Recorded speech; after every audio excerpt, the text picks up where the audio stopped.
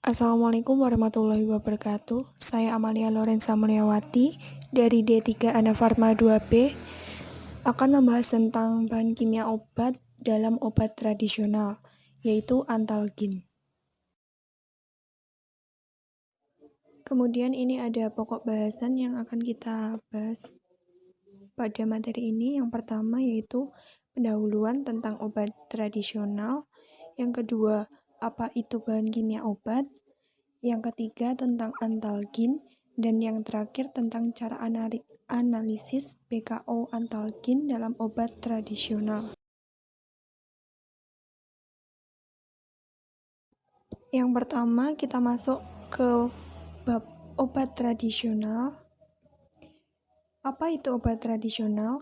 Obat tradisional adalah bahan atau ramuan bahan yang berupa bahan tumbuhan, bahan hewan, bahan mineral, sediaan galenik, atau campuran dari bahan tersebut yang secara turun-menurun telah digunakan untuk pengobatan dan dapat diterapkan sesuai norma yang berlaku di masyarakat.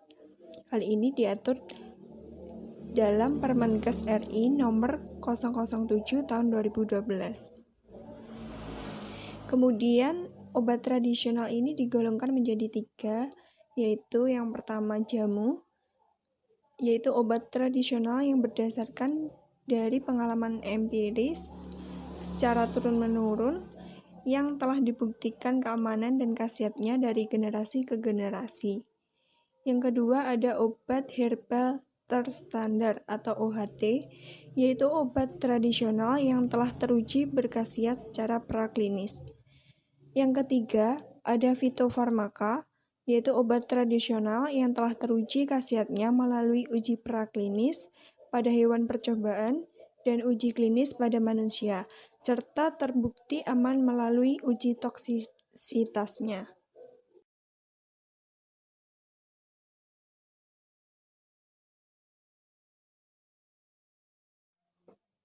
Selanjutnya tentang BKO. Apa itu BKO? BKO atau bahan kimia obat adalah senyawa sintetis atau produk kimiawi yang berasal dari bahan alam, yang umumnya digunakan pada pengobatan modern. Dewasa ini BKO sering ditambahkan oleh pembuat jamu untuk menambahkan khasiat jamu dan memberikan efek jamu yang lebih instan. Hal ini menjadi sumber bahaya dari jamu itu. Kemudian obat tradisional tersebut sudah dilarang mengandung BKO seperti yang diatur dalam Permenkes nomor 007 tahun 2012 tentang registrasi obat tradisional. Beberapa jenis BKO seperti fenilbutazon, Antalgin, peroxicam, paracetamol, dan dexamethasone.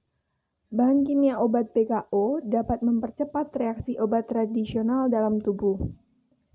Bahan kimia obat memiliki dosis yang lebih tepat karena pada saat proses produksi dapat ditentukan dosisnya. Sedangkan bahan obat tradisional itu tidak dapat ditentukan dosisnya, sehingga produsen obat tradisional sering menambahkan bahan kimia obat ke dalam obat tradisional.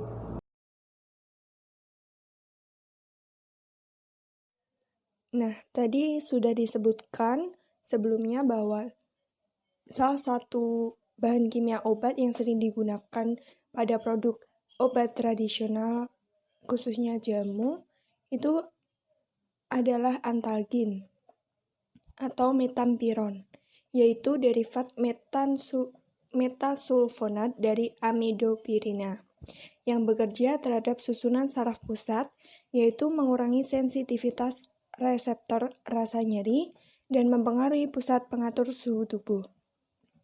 Rumus kimianya yaitu C13H16N3NaO4 dengan nama IUPAC sodium 1,5 dimetil 3 okso 2 penil 2,3 dihidro 1 pirazol 4 metil aminometansulfonat.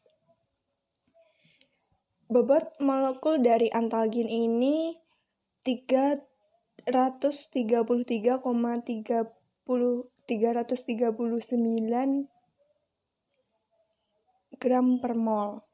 Komposisi antalgin sendiri, atom C paling banyak mendominasi, yaitu sebanyak 46,84%, atom H 4,84%, atom N 12,61%, dan Na 6,9%, atom O 19,2%, dan atom S sebanyak 9,62%. Bisa dilihat di sebelah kiri ada rumus molekul dari antalgin ini. Kemudian di sebelah kanan ada bentuk sediaan dari antalgin. Antalgin 500 mg itu biasanya dalam bentuk tablet atau kaplet. Kemudian antalgin 250 mg per mili itu untuk obat suntik, ampul suntik. Antalgin ini merupakan golongan obat analgesik atau obat pereda nyeri, dan juga golongan obat antiinflamasi, non-steroid, dan antipiretik atau obat penurun panas. Antalgin dikategorikan ke dalam obat resep, jadi untuk mendapatkannya harus sesuai resep dokter, dan manfaat dari obat ini yaitu untuk meredakan rasa nyeri dan menurunkan panas. Biasanya kalau kejulinu itu bisa diberi antalgin, atau sakit gigi itu juga bisa. Kemudian dikonsumsi oleh dewasa dan anak-anak. Antalgin untuk ibu hamil dan menyusui dikategorikan pada kategori D, yaitu ada bukti positif mengenai resiko terhadap janin manusia, tetapi besarnya manfaat yang diperoleh mungkin lebih besar daripada resikonya. Misalnya untuk mengatasi situasi yang mengancam jiwa. Antalgin ini terserap ke dalam ASI bila dikonsumsi oleh ibu yang menyusui, dan tidak dianjurkan menggunakan obat ini tanpa memberitahu dokter.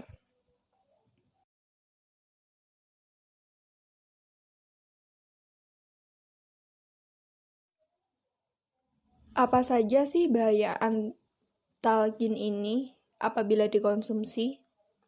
Yang pertama, apabila pemakaian teratur dalam jangka waktu yang lama, itu akan menimbulkan kasus agranulositosis fatal, yaitu keadaan yang sangat serius yang ditandai dengan jumlah leukosit yang sangat rendah dan tidak adanya neutrofil. Yang kedua, mengakibatkan urtikaria atau biduran, yaitu kondisi kelainan kulit berupa reaksi vaskular terhadap bermacam-macam sebab, biasanya disebabkan oleh suatu reaksi alergi yang mempunyai ciri-ciri berupa kulit kemerahan. Yang kedua, apabila kelebihan dosis, ini akan menyebabkan hipotensi, nafas terengah-engah, torus, otot meninggi, rahang menutup, kehilangan kesadaran, dan dapat menyebabkan serangan kram atau kejang serebral.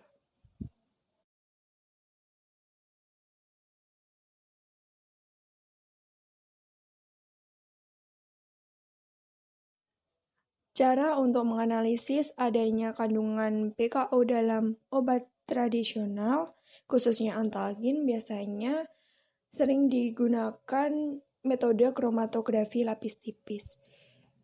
Metode kromatografi lapis tipis atau KLT ini merupakan salah satu analisis kualitatif dari suatu sampel yang ingin dideteksi dengan memisahkan komponen-komponen sampel berdasarkan perbedaan kepolaran.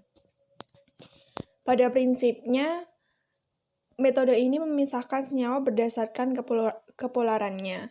Zat yang memiliki kepolaran yang sama dengan fase diam akan cenderung tertahan dan nilai RF-nya paling kecil. Langkah pertama yang dilakukan untuk analisis antalgin dalam obat tradisional menggunakan Metode KLT ini yaitu pembuatan larutan baku antalgin dengan menimbang bubuk antalgin sebanyak 10 gram, kemudian dilarutkan ke dalam 5 ml metanol, didiamkan selama 10 menit, kemudian disaring menggunakan kertas Wetman nomor 1. Ekstraksi ini dilakukan sebanyak 3 kali supaya bahan aktifnya benar-benar terekstrak. Kemudian filtrat yang dihasilkan nanti diuapkan. Yang kedua, dilakukan pembuatan larutan uji. Ditimbang sebanyak 2 gram sampel dan dimasukkan ke dalam tabung reaksi. Kemudian sampel ini dilarutkan dalam 5 ml metanol dan didiamkan selama 10 menit. Setelah itu dikocok hingga benar-benar larut. Kemudian disaring menggunakan kertas Wetman nomor 1. Filtrat dimasukkan ke dalam gelas kimia. Ekstraksi juga dilakukan sebanyak 3 kali. Dan setelah itu filtrat yang diperoleh digabungkan menjadi satu dan diuapkan kembali. Langkah terakhir yaitu analisis dengan KLT. Sampel dan standar pembanding antalgin ditotolkan dengan tabung mikrokapiler atau pipa kapiler pada plat KLT dengan jarak 1,5 cm dari bagian bawah plat dan jarak antara noda 1,5 cm dan dibiarkan hingga mengering.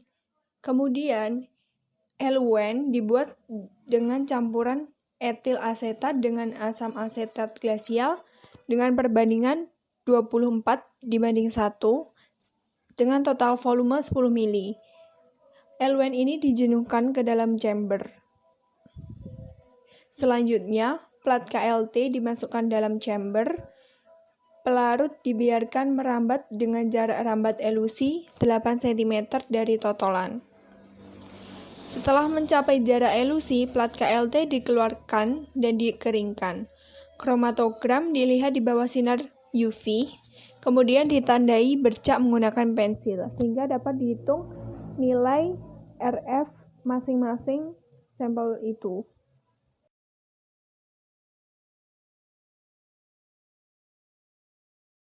Sekian penjelasan materi dari saya. Ada kurang lebihnya, mohon maaf. Semoga bermanfaat. Wassalamualaikum warahmatullahi wabarakatuh.